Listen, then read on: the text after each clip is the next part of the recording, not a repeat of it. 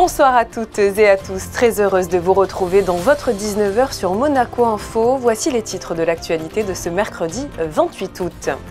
Les Jeux paralympiques de Paris débutent ce soir avec la grande cérémonie d'ouverture. Après le succès des JO, cet événement est très attendu dans le monde entier. Une formidable vitrine pour sensibiliser la société à la vie des personnes en situation de handicap. Notre invité Lionel Galfré fera le point sur toutes les avancées en la matière en principauté. Recruter dans le domaine de l'hôtellerie et de la restauration s'avère toujours aussi compliqué. C'est pour cela que les grandes enseignes préfèrent s'y prendre tôt. Hier, le rendez-vous était donné au Fairmont avec des établissements de Courchevel. Ils recherchaient à Monaco leurs futurs saisonniers. Pour recruter, pour bien fonctionner, toutes les entreprises ont besoin forcément d'un bon accès Internet. À Monaco, le passage du réseau cuivre à la fibre touchera à sa fin dans quelques mois. Nous ferons le point avec Martin Perronnet, le directeur général de Monaco Télécom. Dans ce journal, nous vous ferons également découvrir une boisson inédite made in Monaco. Dans cette potion, pas de sucre ni de colorant, mais un ingrédient inattendu, le vinaigre de cidre. Ce mercredi 28 août, la cérémonie d'ouverture des Jeux paralympiques se tiendra sur les Champs-Élysées et sur la place de la Concorde à Paris. Cet événement va permettre de mettre en lumière le handicap sous toutes ses formes. À Monaco, les efforts sont permanents pour permettre à la principauté de devenir une terre d'excellence en matière d'inclusion du handicap. Pour nous en parler, Lionel Galfré, conseiller technique en charge des personnes en situation de handicap, est présent sur notre antenne. Bonsoir à vous. Bonsoir. Les Jeux paralympiques débutent donc ce mercredi 28 août à Paris avec la cérémonie d'ouverture. Concrètement, on peut le dire, c'est vraiment un bel éclairage de l'inclusion à travers le sport. Oui, c'est un bel éclairage de l'inclusion dont on a vraiment besoin. Parce qu'aujourd'hui, le principal obstacle qu'on rencontre, c'est la méconnaissance, la non-visibilité du handicap. Mettre tous ces gens en valeur et faire parler du handicap et montrer que c'est possible. C'est un magnifique événement qui est aussi très important pour nous. Pensez-vous que ce type d'événement peut permettre de vraiment faire changer les mentalités sur le long terme autour des problématiques liées au handicap? C'est ça, le handicap, l'inclusion du handicap, c'est vraiment sur le long terme que ça se joue. Et donc oui, c'est une pierre à l'édifice supplémentaire qui participe à créer l'inclusion du handicap dans la société de demain. Et c'est vraiment le combat que nous menons. Et c'est très important pour nous. Oui, c'est essentiel. Vous parliez de long terme. C'est vrai qu'à Monaco, les efforts sont constants pour que l'ensemble des acteurs de la société incluent les personnes en situation de handicap à travers plusieurs domaines d'action. Rappelez-nous lesquels. Alors, c'est vrai que Monaco, comme vous le disiez, depuis très longtemps fait des choses sur le handicap. Aujourd'hui, il faut que l'ensemble de la société se mobilise pour inclure véritablement le handicap. Donc, on a décidé de lancer avec le gouvernement une politique à 360 degrés, j'ai envie de dire, dans tous les domaines pour que le handicap soit vraiment inclus dans nos vies. Et que dans tous les projets, depuis le début, on pense au handicap visible, bien sûr, qu'on voit beaucoup aux Jeux paralympiques, et aussi invisible, qui concerne 80% des personnes. Donc les domaines d'action sont l'emploi, par exemple, le travail, l'accès à l'emploi, l'accès au travail, l'éducation aussi. Bien sûr, inclure dès le plus jeune âge, c'est très important. Le travail, l'éducation, la culture, l'accès à la culture, au sport, au loisir. Les Jeux olympiques montrent que faire du sport en situation de handicap, c'est possible et qu'il y a des Jeux paralympiques qui existent, mais aussi faire savoir ce qu'on fait à Monaco, faire savoir aux gens de l'extérieur à Monaco, mais aussi le faire savoir aux gens qui sont à Monaco, pour faire en sorte que les gens aussi n'aient plus peur de sortir. Qu'aujourd'hui, quand on est en situation de handicap, sortir, c'est se mettre en difficulté. Et on doit tous collectivement répondre aux besoins qu'a cette population pour faire en sorte qu'ils sortent, qu'ils soient visibles. Et l'ensemble de la société doit participer à ça. Pour être très concret aujourd'hui, qu'est-ce qui, dans le cadre de Handipact, a d'ores et déjà été mis en place à Monaco? Alors, la première chose à faire, c'était de travailler de façon étroite avec les associations. Et l'ONU, depuis longtemps, a repris comme leitmotiv Nothing about us without us.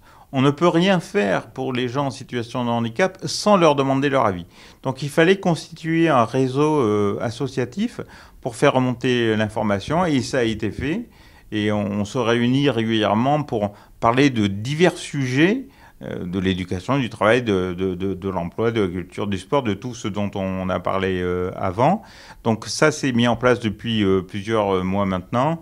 Une application pour le déplacement en ville, un peu le Waze des personnes à mobilité réduite, devrait être déployée sur cette fin d'année à Monaco. Donc ça permettra à chacun, avant de sortir, de savoir quel est l'itinéraire qui est pas carrossable, mais qui est praticable pour un fauteuil roulant. Donc cette application va être déployée cette fin d'année. Pour l'année prochaine, on a des projets sur la détection de l'occupation des places à handicapés. C'est très important pour quelqu'un de savoir si la place va être libre ou pas libre avant de partir. Un guide pour les employeurs va être fait pour augmenter le taux d'emploi des personnes en situation de handicap. Parce que travailler, quand c'est possible et quand les gens le souhaitent, c'est important pour l'insertion dans la vie sociale. Donc on va essayer de développer ça avec des guides. Il faut donner l'information, donner aussi de l'information à travers les différents sites du gouvernement sur ce qui existe pour aider les personnes en situation de handicap et leur faciliter la vie comme tout le monde. Ça, c'est des initiatives qui sont lancées, mais il y en a bien d'autres. Vous avez parlé il y a quelques instants de rendre accessibles les itinéraires aux fauteuils roulants. Je pense aussi à tous les lieux de la principauté, restaurants, cafés, théâtres. Là aussi, c'est l'une de vos priorités, rendre tous ces lieux accessibles à tous. Oui, c'est une priorité. C'est un combat de longue haleine, comme tous les dossiers qui touchent le handicap. Hein, c'est un vrai combat, parce que c'est des gens qu'on ne voit pas, donc on n'y pense pas spontanément. Et on essaie de développer aujourd'hui la mise en accessibilité de l'ensemble des commerçants en principauté, des restaurateurs, en installant des rampes d'accès, des sonnettes, en essayant de mettre des boucles magnétiques pour les malentendants. Et ça, il faut convaincre, trouver les fournisseurs et trouver du financement aussi. Donc c'est vraiment ce qu'on essaie de faire pour faire en sorte que les personnes en situation de handicap puissent avoir accès à la vie de la ville. Est-ce que vous sentez finalement les monégasques, les entreprises, voilà, les sociétés réceptifs à tout ce que vous êtes en train de faire? Est-ce que vous sentez que les gens sont prêts, entre guillemets, à faire des efforts pour s'adapter justement à ces personnes en situation de handicap? Oui. La réponse est clairement oui. Ce dont je m'aperçois aussi, c'est que le handicap est très mal connu en fait. Énormément de préjugés existent autour du handicap. Et quand on l'explique, quand on le côtoie, quand on rencontre les gens en situation de handicap, quand on sait que 80% des handicaps sont invisibles, alors tout de suite, toutes les portes s'ouvrent. Les portes s'ouvrent et on va y arriver. La société monégasque a envie de ça et on peut devenir une destination modèle, j'en suis convaincu. Merci infiniment à vous, Lionel Galfré, d'avoir été présent à nos côtés sur Monaco Info pour nous parler de tous les projets qui sont menés en faveur des personnes en situation de handicap. Merci à vous. Nous l'avons abordé en ce début d'entretien avec Lionel Galfré. Les Jeux paralympiques débutent donc ce soir avec la grande cérémonie d'ouverture. Alors sera-t-elle suivie en principauté comme ces 11 jours de compétition? Sarah Inkari et Olivier Bonello sont allés vous poser la question sur la place d'Armes. Quand vous voyez quelqu'un qui a perdu ses bras et qui nage, qui a perdu ses jambes et qui court avec une prothèse, qui fait des résultats que moi-même je ne serais pas capable de faire, mais qu'eux réussissent et qui donnent tout ce qu'ils ont dans le cœur, c'est extraordinaire. Je crois qu'ils ont lancé pas mal de spectacles, un beau spectacle, donc ça encourage à regarder. Je vais regarder surtout l'escrime parce que C'est impressionnant sur le fauteuil comme ça.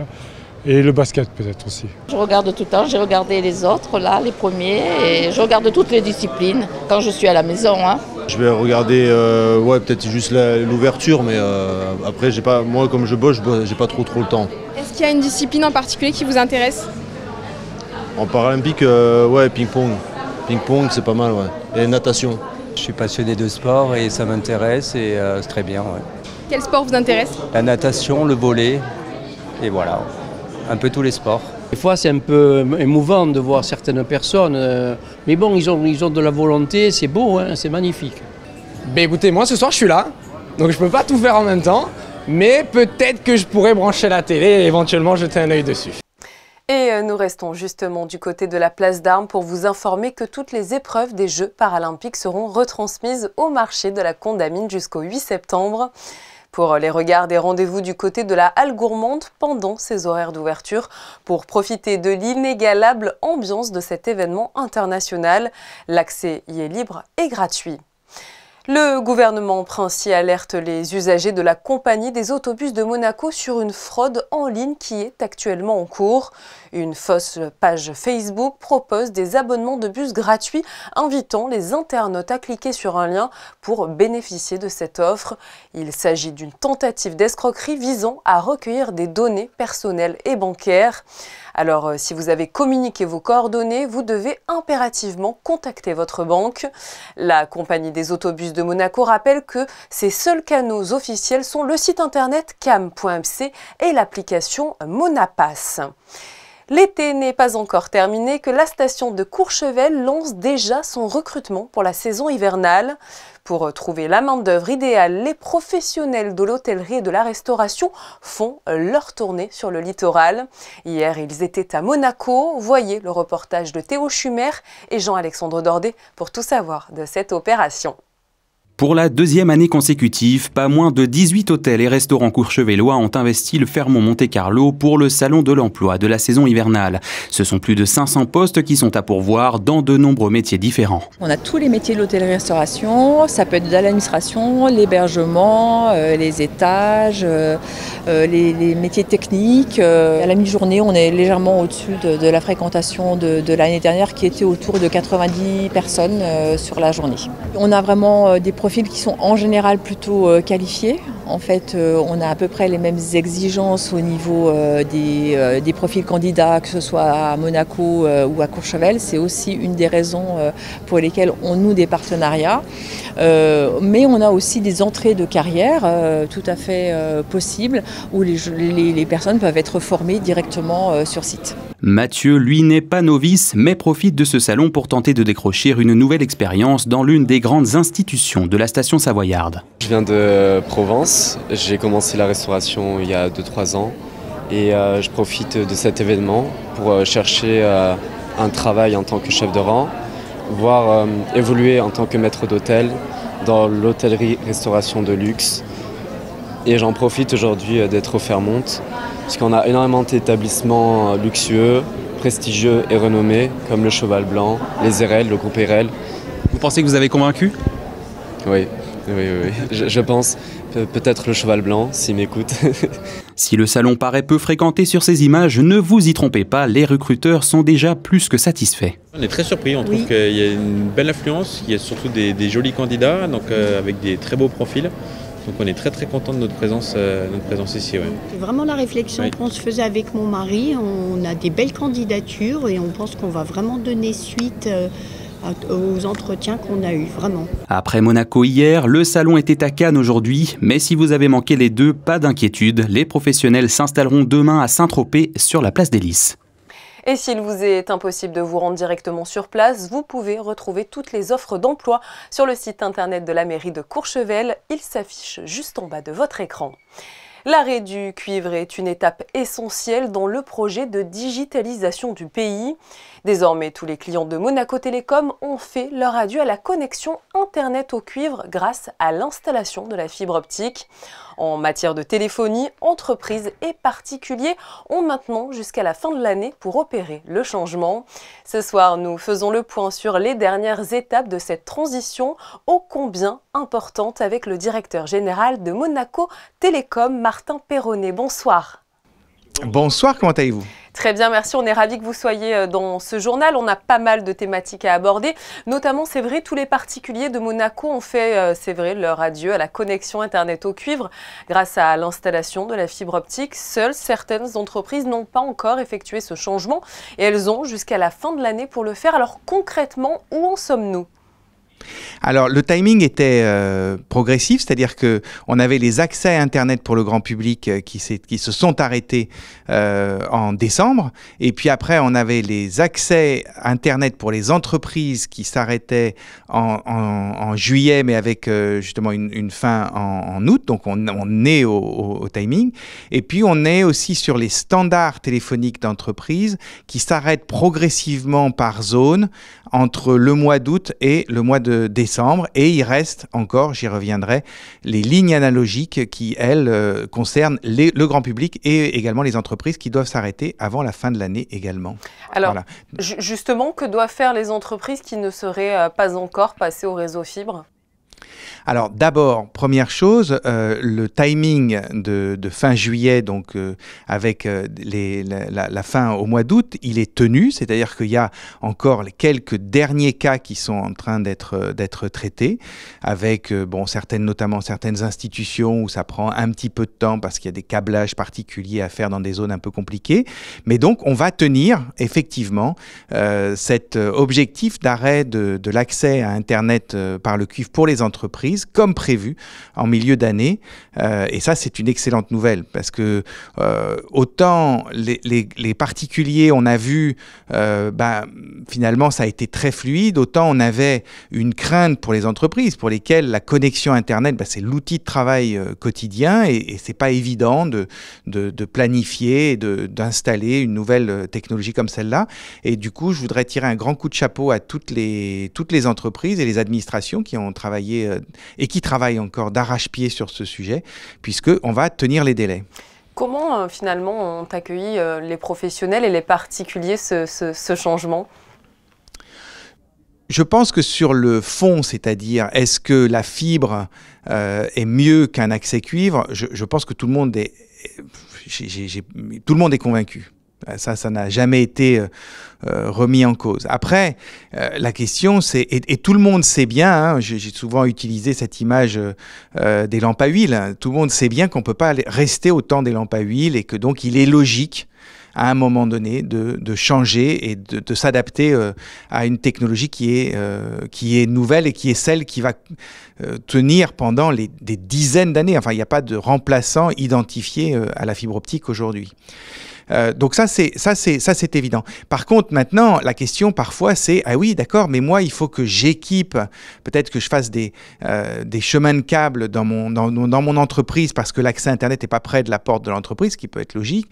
Et donc ça, c'est une dépense, je l'avais pas prévu, etc. Et c'est là où on a parfois ce dialogue. Mais je pense que tout le monde a très bien compris le fait qu'une fois de temps en temps, il faut adapter son infrastructure à l'intérieur à l'évolution de la technologie. C'est pas une question d'obsolescence programmée, c'est vraiment des grosses ruptures technologiques et des grosses ruptures technologiques comme ça, il y en a une toutes les 50 ans. Donc finalement, l'acceptation a été très bonne. Moi, je suis encore une fois extrêmement reconnaissant à tout le monde d'avoir réussi ce passage. Évidemment aux équipes en interne qui se démènent vraiment énormément sur le sujet, mais également à tout le monde en principauté qui a vraiment joué le jeu et qui continue à jouer le jeu.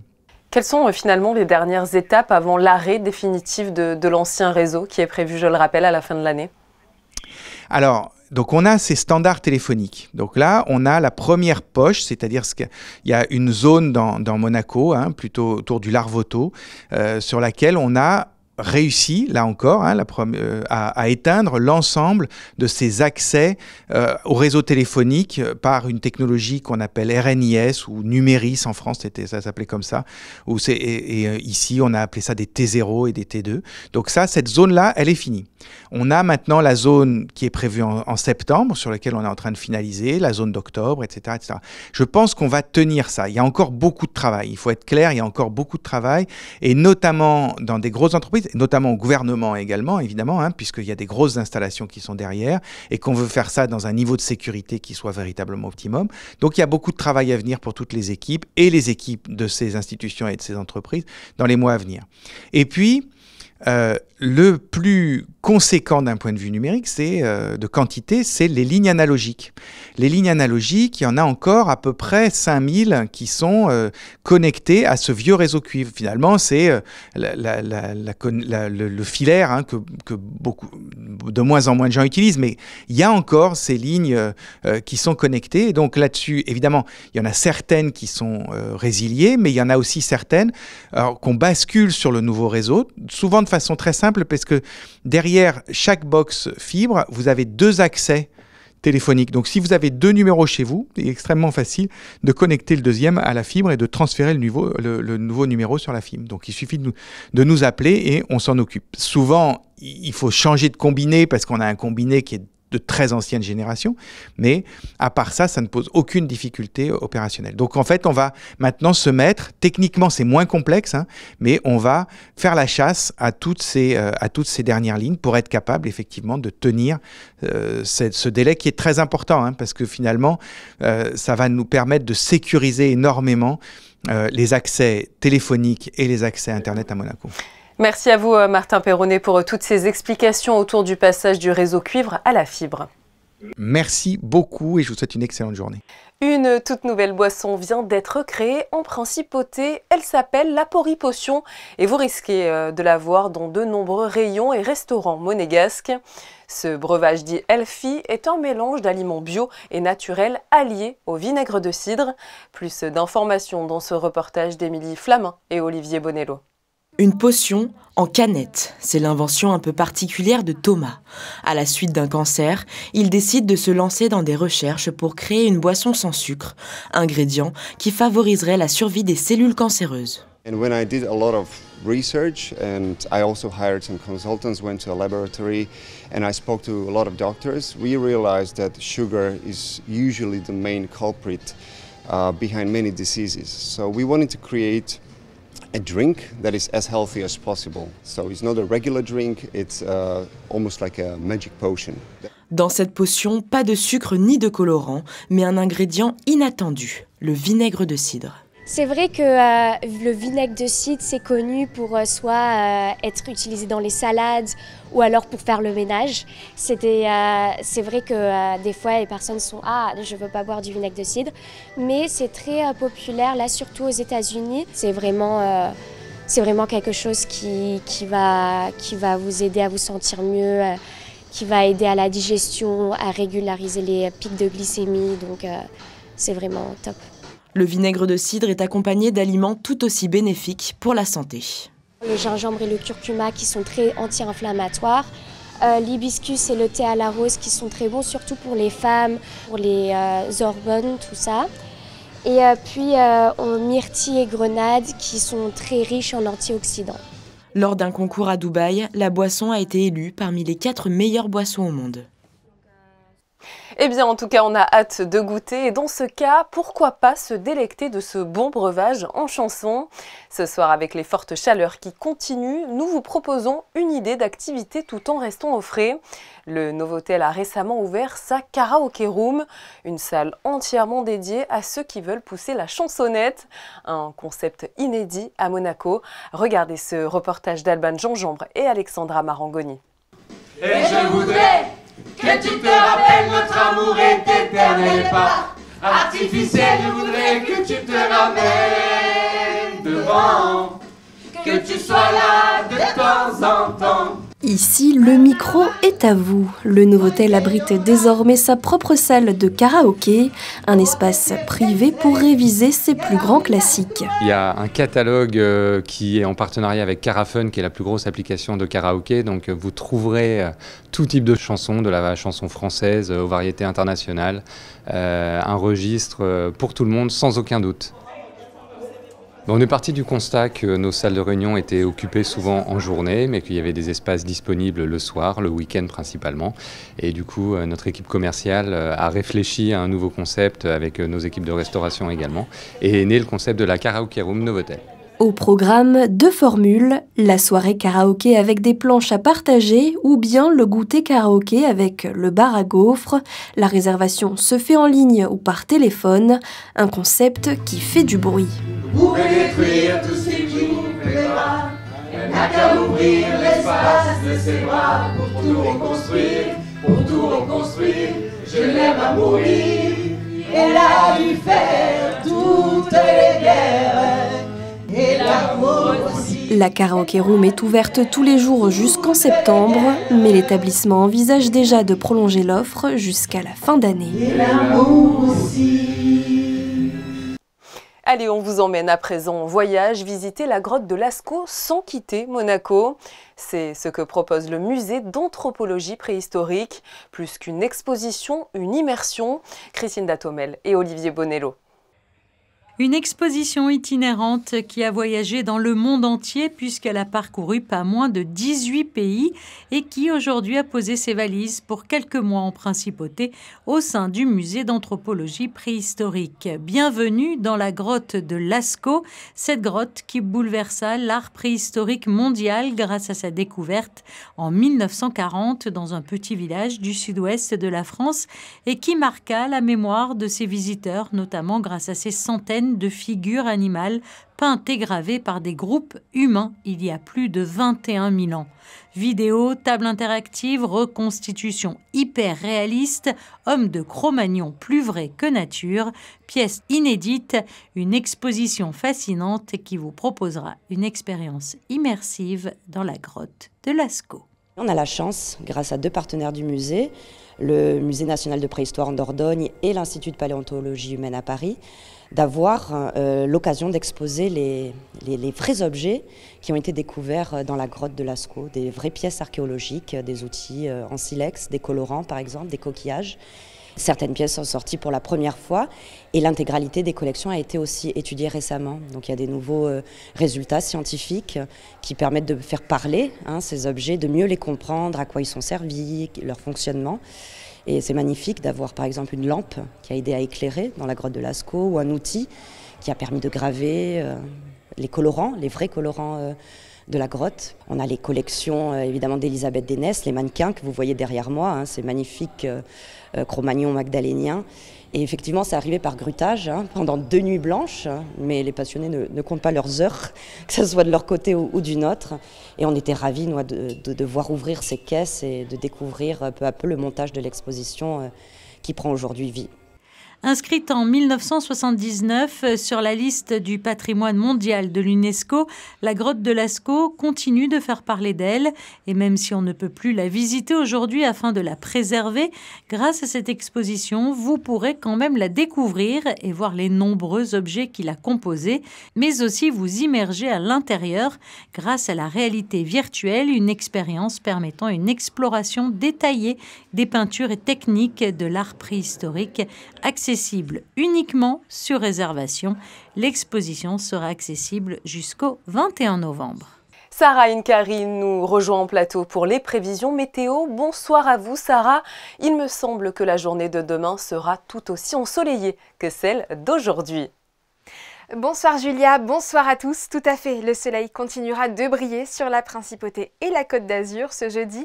Profitez-en car la fin de la semaine devrait être un peu plus grise. Concernant les températures, elles oscilleront entre 25 degrés le matin et 31 l'après-midi.